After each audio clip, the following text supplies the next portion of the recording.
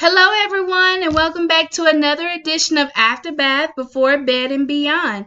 Thank you guys so much for joining us. And it is Monday night, so which means we have a whole new week of new books to explore. So let's jump into our first book. Our first book tonight is The New Bear at School, and it is by Carrie Weston and Tim Warnes. Let's jump in. And guys, this book comes from Miss Stone's special collection. Thank you, Miss Stone, for the wonderful book. The day that Miss Cluck said there was going to be a new animal in the class, everyone was excited. When Miss Cluck said that the new animal was a bear, the other animals squealed with delight.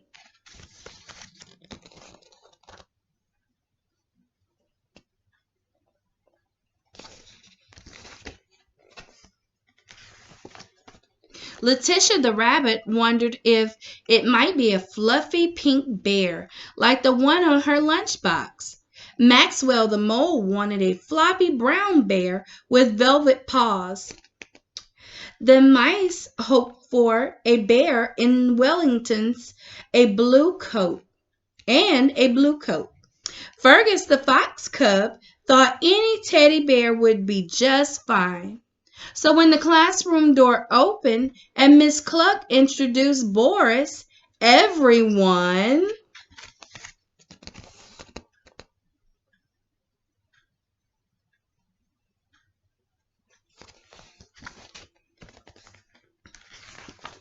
screamed.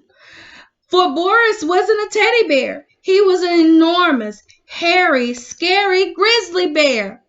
Miss Cluck told Boris she'd give him his uniform tomorrow and found him a seat next to Maxwell. But as he sat down, there was a loud crack. It made Maxwell hide his face in his paws. "Oh, Boris," said Miss Cluck, "why don't you sit on the floor instead?"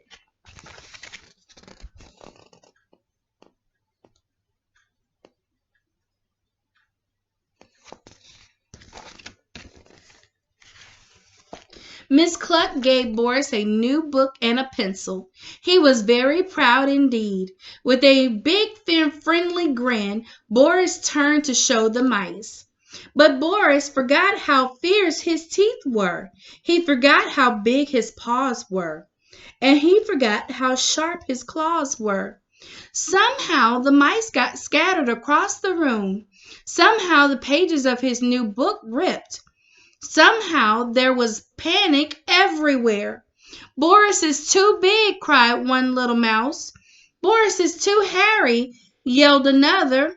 "Boris is too scary," they all squeaked together. "Oh, Boris," said Miss Cluck, "please try to be more careful."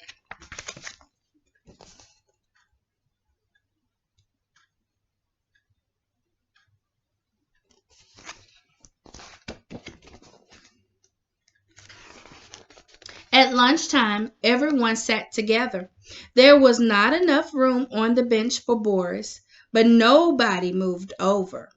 So he sat all by himself and dipped his big paw into the large jar of honey his mommy had packed for him.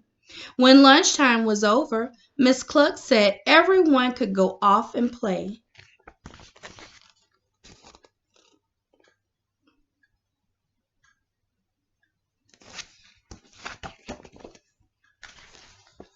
The mice began a game of hide and seek.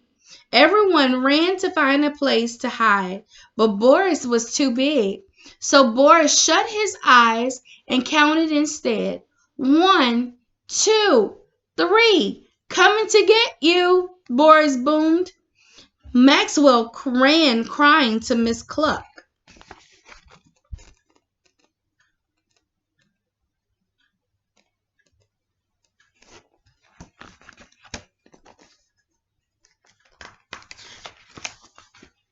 "Let's go inside and play some quiet games," said Miss Cluck. "And Boris, please try to be less scary, dear."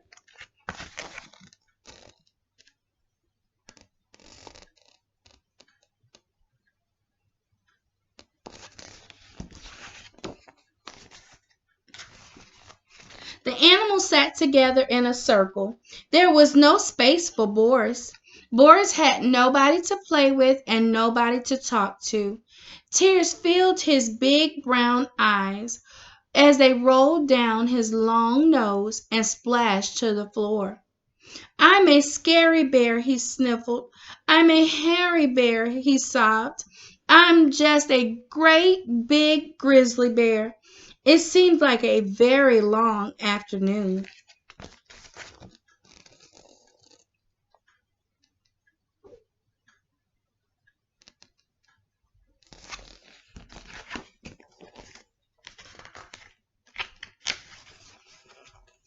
At last it was time to go home. Miss Cluck stood and waved as the animals set off through the woods. Letitia hopped along the bank. Fergus chased the little mice around a tree. Maxwell scampered through the leaves. Boris plodded along far behind. Suddenly, from a hollow tree leapt the Rat Pack.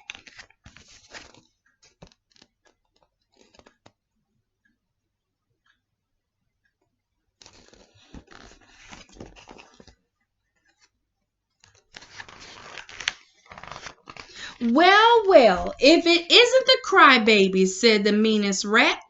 Letitia, Maxwell, Fergus, and the mice trembled while the Rat Pack circled around them.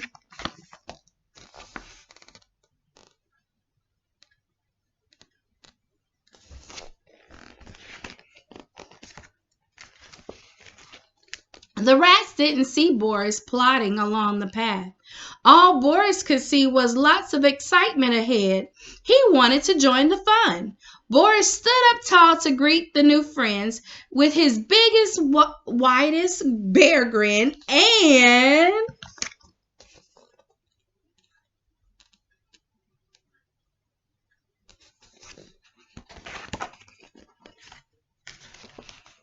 yikes, it's a hairy bear. Help, it's a scary bear. Quick, run, it's a hairy, scary grizzly bear. The rotten rats ran away as fast as their skinny legs could carry them. But I only wanted to say hello, called Boris.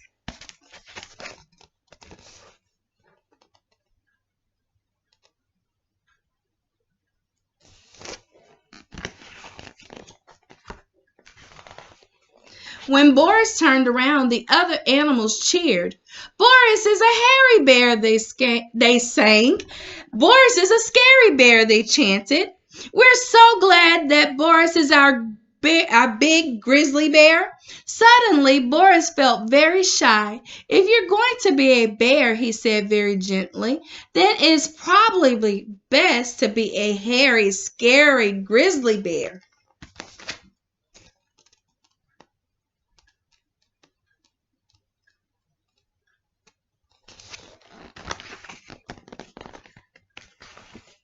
The next day at school, the animals couldn't wait to tell Miss Cluck how Boris had saved them from the nasty Rat Pack.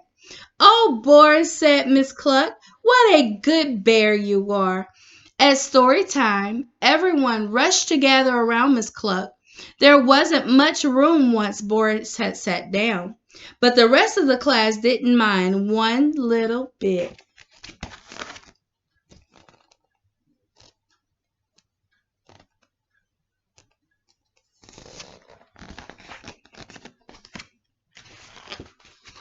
They all had a soft, warm place to sit after all.